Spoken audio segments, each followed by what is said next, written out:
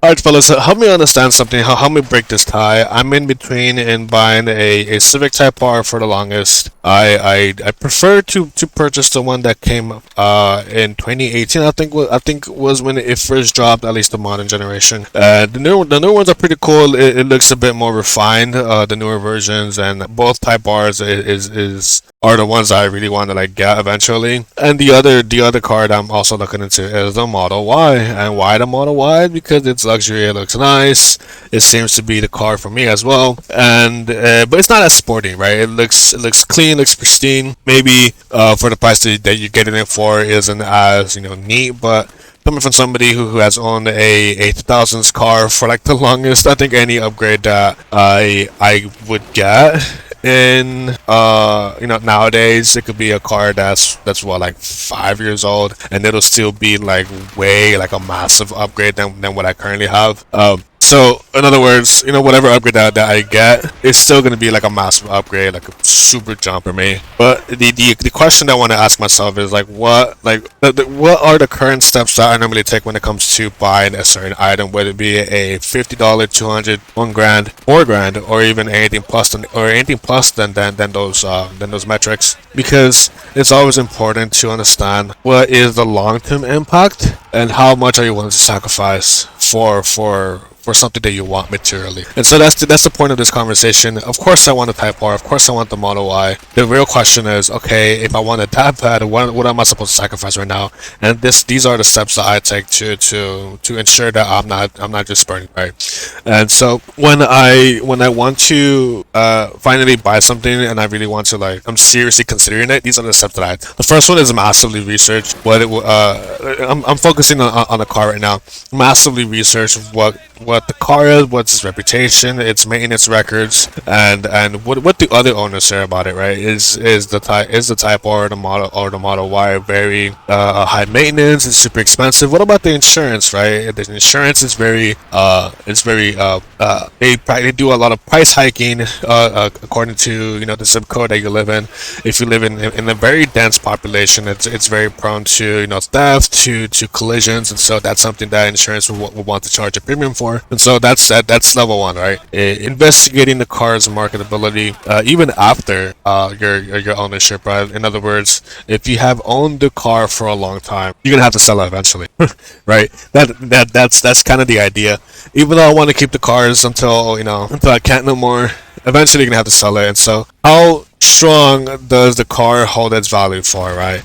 Model Ys dip, Type Rs also dip, but Type Rs are very they tend to hold their value. And so that's step zero, right?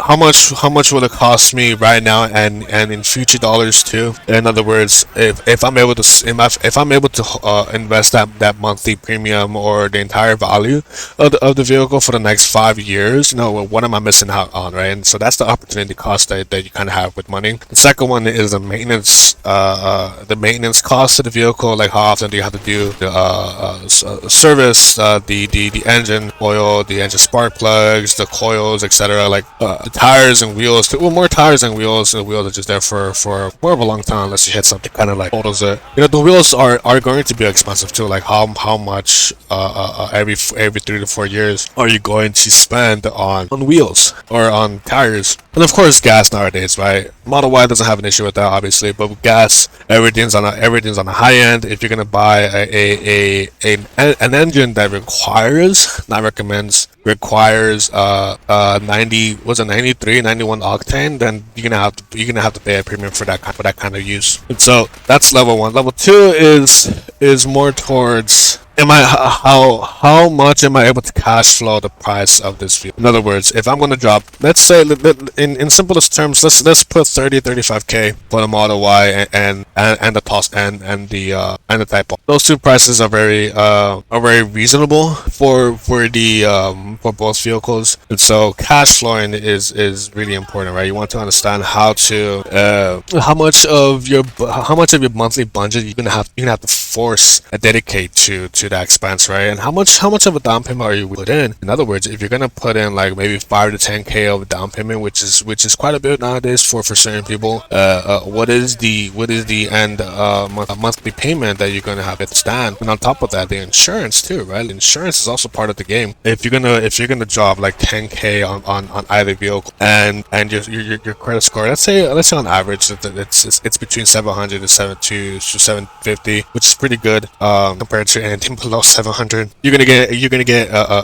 not the ideal optimal rate, but you're gonna get a rate that you can live with. Either way, also the life of the loan. If it's 5-6 years, if it's 2-3 years, this sounds like nearly a grand a month for a lifespan of a loan for like years. It sounds like a grand. On top of that, how much is gonna be your insurance bill? Are you gonna get? You're gonna have to get full coverage if you're gonna end up financing the vehicle. It's kind of forced on you to take out full coverage for the vehicle. And gap insurance that the dealership wants to sell to you. Your car gets totaled and you get hit with the difference that insurance doesn't cover. The gap insurance is supposed to be there to take care of that, right? And so there's a lot of issues that comes into play. Warranty issues too, right? You can't really modify your car because the tiniest thing you did to it will result in a warranty breach, and so you can't really do many things to a car if you just have it. And so I think what really hurts the financial budget is the monthly expenses that you can have cash flow, right? So say you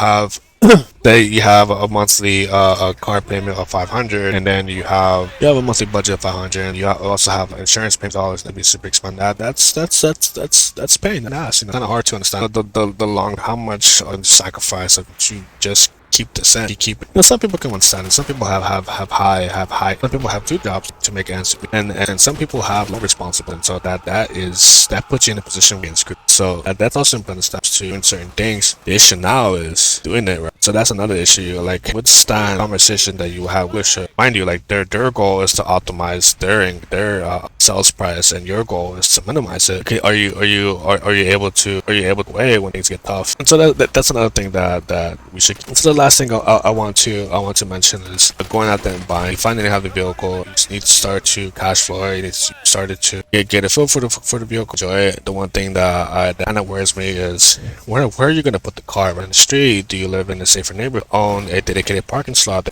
car in whenever day. And so that's another part of the entire game, owning a vehicle. And lastly, I think it's time car. You already done step 0, like step 4. I didn't number each step. Get the idea, and it's time to enjoy the vehicle. You already diligence. You already know that it fits or it doesn't fit. You already know cash for this vehicle. Once you have at it, and I think that's the mindset that I wanna find myself in. I want to be able to cash flow with you. I want to be able to just enjoy it and not worry about prices with these kind of. So that's pretty much my next step. Buy a vehicle that seems that's something that I want to do, right? Like just buy a vehicle, enjoy it, and I'll see where it goes. Again, both vehicles are on my radar. The Model Y seems to be a lot more cool, a lot more. It just makes the most sense to me. It just does, given like how expensive gas is, given how expensive insurance for both vehicles. I'm sure like the maintenance cost of Tesla, it seems a lot less when it's gas. But then again, I haven't done much research in like how soon will car quickly, how expensive the insurance or the maintenance. But I know insurance. I already live in a Muscat area, and so yeah, it wouldn't be a surprise to me. Then he asked me. Anyways, fellas, that's the idea. I'm a certain step much from 0 to comes to making a financial purchase. I mainly focused on vehicle that best fits your needs. It kind of makes the most sense for you. Other vehicles or other financial transactions can also be applied to this type of mindset that I have investigating. I mean, long for the maintenance requirements for you, and also enjoying it, right? That has to be the last thing that's enjoying, and see where it takes you, fellas.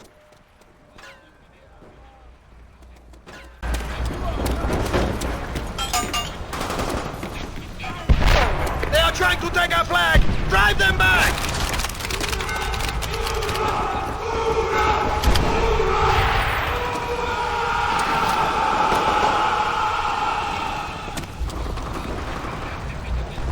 Our recon plane will find them! Wherever they are! Do not let those mudaks take our flag!